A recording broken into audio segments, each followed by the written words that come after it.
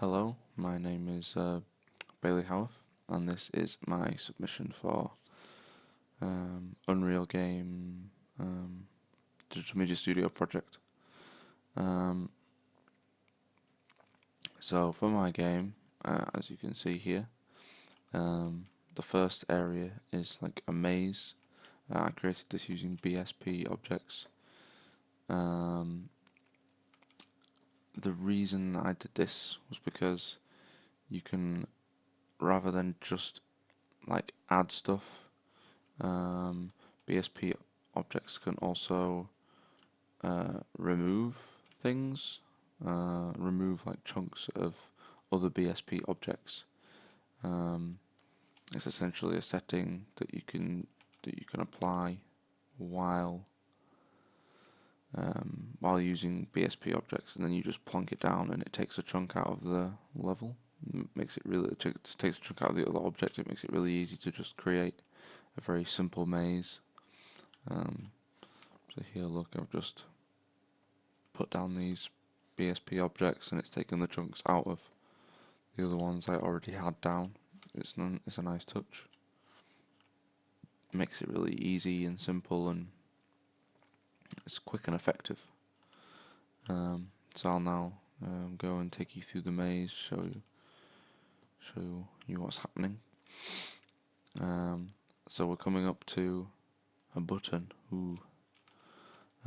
This button doesn't actually do anything. Originally I did want it to do something, but I'm one of those people that kind of likes to torment people a little bit. So I essentially wanted to just make it so that people think this button does something, and then essentially look around for what this button may have done. If they get stuck in the maze, then they might come back to the button to seek help. But no, the button doesn't actually do anything.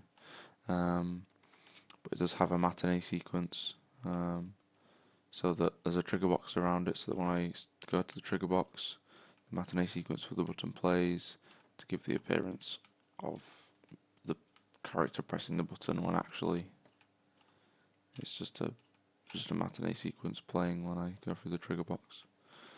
So yes, that's me and my cruel ways with the button. I will now take you through the maze. I know the way to the end, so it's pretty simple just to get there. Alright.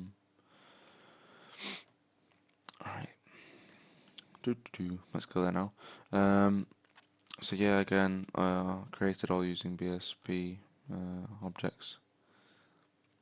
Again, very effective, very easy, just so simple. And this maze is actually quite big as well, so having those there was quite effective, because it would have been quite a tedious process otherwise. So as we exit the maze, as you can see here,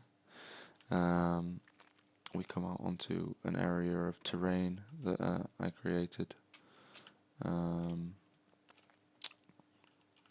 or sculpted, should I say. I didn't create the textures. These are textures provided by Unreal, but I have randomized the textures, and I sculpted the land as well. So yes, all the textures are,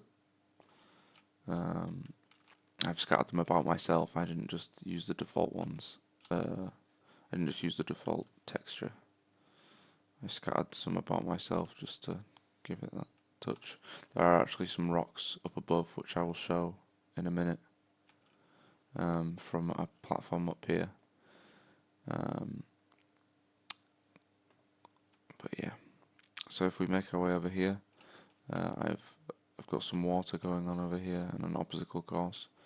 So originally, when I first had my idea about the game, I wanted a maze where people would collect the objects and in a certain order, and then when they did, something would open, and then they'd be able to make it to the end of the level and win.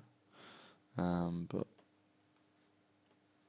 I decided that I didn't want to really do that anymore, and so I implemented this obstacle course at the end. A couple of the first jumps are relatively easy, but as you start going on, you really need to start timing your jumps. Otherwise, you're just going to miss the platforms and fall, not to your doom, because the water doesn't actually kill you, but it just gets more and more tedious every time you have to do it, which is the whole point. So here, up above me, I have a box spawner dropping randomly sized boxes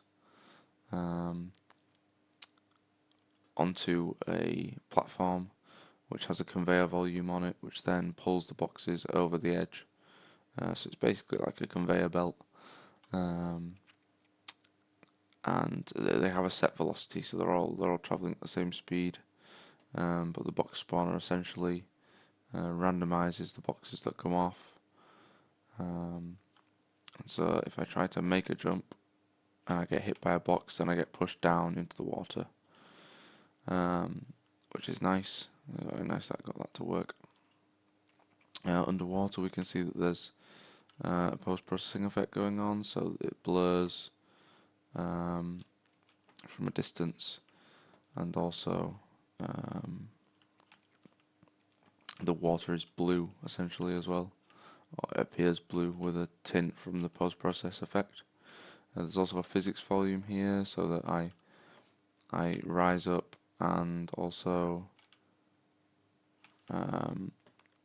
it acts like water basically. The physics are like water instead of just it like being on air.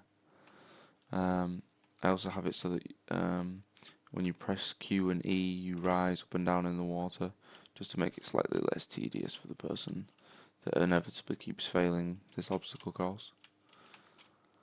So I will try essentially to make it to the end of this course now, and show some stuff off at the end.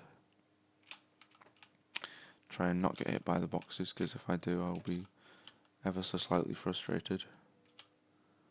Because as the water doesn't kill you, you have to repeat it over and over again to try and get to the end. And if you keep getting hit by these boxes, oh no, I didn't jump far enough. And if you keep getting hit by these boxes, then essentially you're going to get very annoyed. So okay, alright, I'll just make it to the end now, and then I'll be able to show you what's at the end of my level.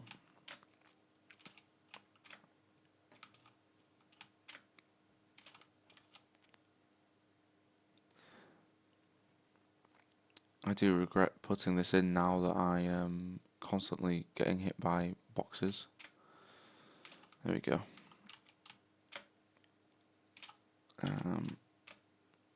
So just the last jump now. So obviously this is the end platform, this is the end of the game, and if the player makes it to this platform, then it's essentially they win the level, and a matinee sequence of a camera pan plays over my level. It's essentially just another trigger box. If I walk back into it, you can see me moving around. If I walk back into it, then it plays over and over again.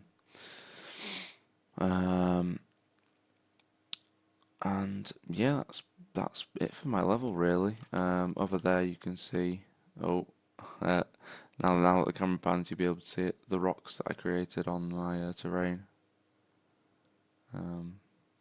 They're all the same size, I think, actually, which was, I don't know why I didn't change the size around a little bit, but I did modify the size from the original one that Unreal gives you. And I also added a slightly different texture. So yeah, that's it for my game. And thank you.